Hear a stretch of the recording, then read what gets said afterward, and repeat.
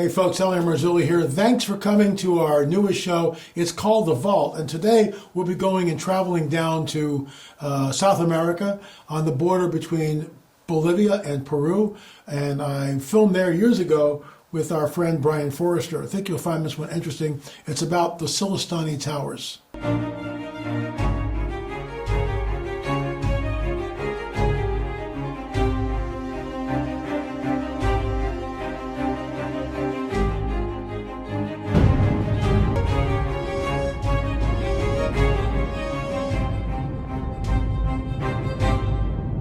So folks, we're going to go to Peru, to Bolivia, Sillustani Towers. Who made them? What are we really looking at here? I mean, did the Inca build these things with copper chisels? I think not. But I digress as usual, and we'll get into that. But first, a word from our trusted sponsor. Have you ever wondered what happened to the legendary Chuck Norris? I recently saw a video he made and how he shot. The man is in his 80s and still kicking butt and working out and staying active. What's even more shocking is he's stronger, can work out longer, and even has plenty of energy left over for his grandkids. He did this by just making one change. He says he still feels like he's in his 50s. His wife even started doing this one thing too, and she never felt better. She says she feels 10 years younger. Her body looks leaner, and she has energy all day. Chuck made a special video that explains everything. Make sure you watch it by going to chuckdefense.com/LA or by clicking on the link below this video. It will change the way you think about your health. Once again, that's chuckdefense.com/LA. Click on the link in the description below to watch the video now. You won't believe how simple it is. Just a reminder, the legendary Chuck Norris is a whopping 84 years old, and yet has more energy than I do. He discovered he could create dramatic changes to his health simply by focusing on 3 things that sabotage our body as we age. Folks, check this out. Please go to the description box below, chuckdefense.com/LA, www.chuckdefense.com/LA. So here's the clip. Brian Forrester and I are at one of the chulpas, is what they call them. The Inca used them and tried to copy them. It's very plain to see what is the actual real stone, the original Sillustani Towers, and the copy from the Inca. We show it in the film, On the Trail of the Nephilim. So when Chase Klotsky, who was there as an investigator, she had all this gadgetry on to measure all sorts of different things. Okay, all these scientific instruments, and they're all battery fed. She walks into the center of one of the Sillustani Towers, and all the batteries are instantly drained. But wait, where have we heard this before? When my business partner Fritz Zimmerman and I, and Jim Peterson, our sound guy and good friend, we're in the debris field in Roswell, outside of Roswell, New Mexico. And they're interviewing, I believe it was Chuck Zukowski, Chuck Zukowski, Frank Kimbler, and myself. All of a sudden the batteries, just like that. And they were completely full. They were like, 95% or whatever. Basically, completely charged, ready to go. All the batteries drained. Why is that? Why? You tell me. Why is that? So here in Sillustani, down on the border of Peru and Bolivia, same thing. Chase walks into that circle, it's highly charged, all the batteries are drained. Roswell, New Mexico, we're talking all the batteries are drained. So these sites have strange anomalies that can happen while you're there. Also, when I was at Sillustani, I would say this without trying to make too much more of what it really is. I got hit really hard when I was up there. I mean really hard. I could barely breathe. And I had already acclimated to the elevation, so that wasn't it.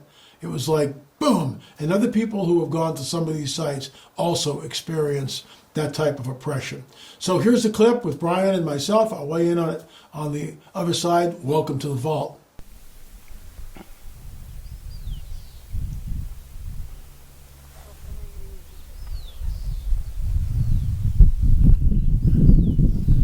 The structure you just saw is in Sillustani, and it's absolutely incredible. If I were to build a structure out of wood, most of the time I would build it in a square or rectangle or whatever. If I really wanted to get fancy, I'd make something in the round, which is 2 to 3 times the labor in wood. However, what we see here is a structure in stone. And what's astounding, the structure is in a circular pattern, and to make it even more complex, it's narrow on the bottom and then gradually flares up.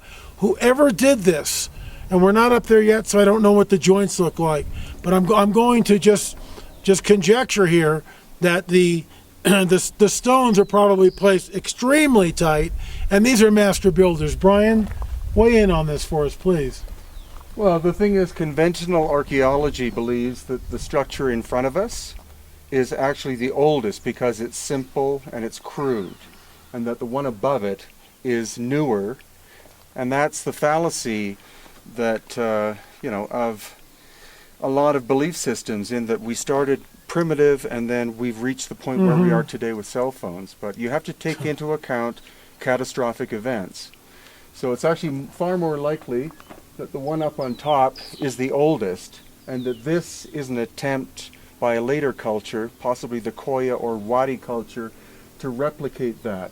And the functions are different. This was in fact a funeral tower, because bones and pottery, etc., have been found inside. But the ones up there were recycled from their earlier function to become funeral towers. But engineers I brought here look at that structure up there, and they honestly believe that it was some kind of energetic structure, that it either gathered or focused energy in the very distant past. You know, it's interesting, just on the way up here, one of our team members, Chase Klotsky, had a reading of 7.5 on the Gauss meter, and according to her, that's maxed out. So something is going on with this area. Well, there is she's shown tangible evidence of the fact that there is energy moving through this area, whether it's underground or whatever. Sure. The other thing, what you'll see is that this little tower here is composed of different kinds of stone. So it looks like they literally took the stone from the area and built it. But that one, the outer area is one specific type of stone. The interior is a different type of stone, very specifically selected to construct that tower. Again, probably for some kind of energetic function. And we're on our way up there, so we'll get back to you in a few minutes. So there you have it, folks. There is a hidden history that's been deliberately obfuscated from the peoples of the world. Mondo Gonzalez, Heather Coons, and others believe, as I do, Brian Forrester, Graham Hancock, that we're not being told the truth. Because the Inca did not build these sites. The Inca did not build Sacsayhuaman. And I've got all sorts of outclips from that, which I'll show you right here in the vault. There is a hidden history that's been deliberately obfuscated from the peoples of the world. Folks, if the Inca didn't do it, then who did? I call it fallen angel technology, Nephilim architecture. People on the other side of the aisle, the New Agers, call them our space brothers, the star gods. They came down. The book of Enoch, which again is on our side of the aisle, tells us that fallen angels descended and they gave us technology and they showed us how to do things that we can't duplicate today. That's it. Don't forget our store, the Christmas store. Rungs of Disclosure is flying off the shelves, along with our 10-box UFO set. Folks, again, you can watch all of our films. I want to thank my business partner, Gil Zimmerman. All of our films by going to streaming.lamarzulli.net. What are you waiting for? They're low prices. You can sit in the comfort of your own home and watch the films. Rungs of Disclosure flying off the shelves. We got some great deals at our Christmas store, lamarzulli.com, lamarzulli.com. Thanks so much for coming with me into our newest show called The Vault, and there'll be other episodes coming soon. Thanks for watching. I am your intrepid host, L.A. Marzulli.